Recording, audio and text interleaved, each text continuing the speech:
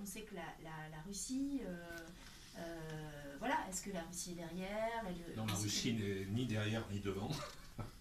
Je ne vous cache pas que j'aimerais bien qu'on nous donne un peu d'argent, on n'en a pas. La meilleure preuve, si on en avait, on organiserait peut-être les choses différemment. Non, mais là aussi, comprenez, c'est la diabolisation des pro-Maïdan. Regardez, les méchants. C'est comme, c'est toujours les mêmes qui disent, vous allez dans le Donbass, l'armée russe est partout. C'est complètement faux. Comme je dis, le seul char russe que j'ai vu, bon, c'est un T-34 au musée de la guerre que j'ai vu. Oui, un char russe, je l'ai vu, au musée de la guerre à Donetsk. Mais là aussi, il faut bien, vous savez, il y a un proverbe français qui dit pour tuer son chien, on l'accuse d'avoir la rage. C'est pareil. Ah, oui, le téléphone. Et oui. Oui, alors même si effectivement vous dites qu'il n'y a pas de. Enfin, il y a de l'armement russe, mais un peu partout dans tous les camps. Il y a des volontaires russes aussi. Il y a des volontaires. Mais de l'autre côté, on oublie de parler de l'autre côté. De l'autre côté, il y a des troupes d'élite américaines. Il y a des islamistes. Et il y a des néo-nazis aussi. À tel point que vous voyez sur le front, vous voyez le drapeau, la svastika qui flotte du côté ukrainien. C'est quand même incroyable. Ça passe pas beaucoup dans les médias. Alors, là aussi, on est là pour dire les choses, qu'elles plaisent ou non. Et c'est pour cette raison qu'on dérange. On sent quand même qu'on dérange beaucoup. On a vu que le ministère des Affaires étrangères françaises et ukrainiennes ont fait un point spécial sur nous, imaginez. Et les Ukrainiens disaient il faut fermer la représentation. Sauf que nous sommes une association, que la loi française est la loi française, on est dans un état de droit, et que la loi ukrainienne, si c'est un pays fasciste, la France n'est pas un pays fasciste. Et en France, on ne ferme pas les associations comme ça. Au contraire, le statut d'association protège.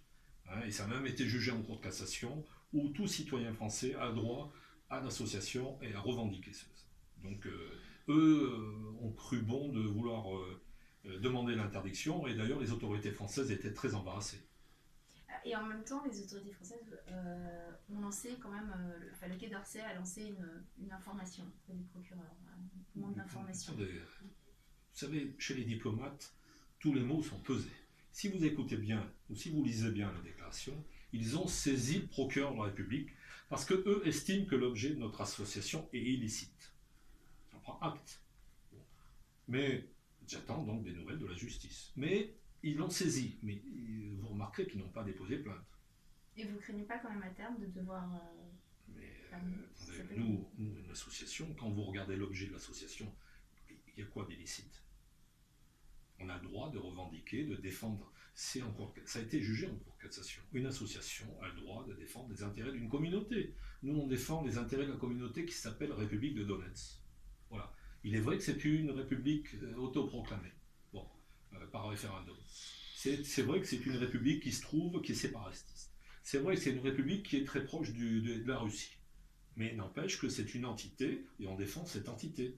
Et je pense que les Ukrainiens ont écrit beaucoup de lettres en ce moment.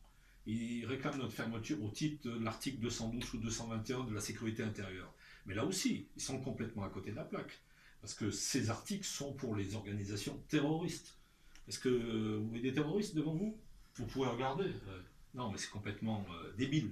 C'est la paranoïa. Et c'est justement un de nos rôles de dire, regardez la réalité. Il faut arrêter cette paranoïa. On ne demande pas à nous, la lune. On demande que les gens, il faut peser. Vous êtes journaliste, donc vous le voyez bien, vous êtes sur le terrain. Il faut peser le pour et le contre.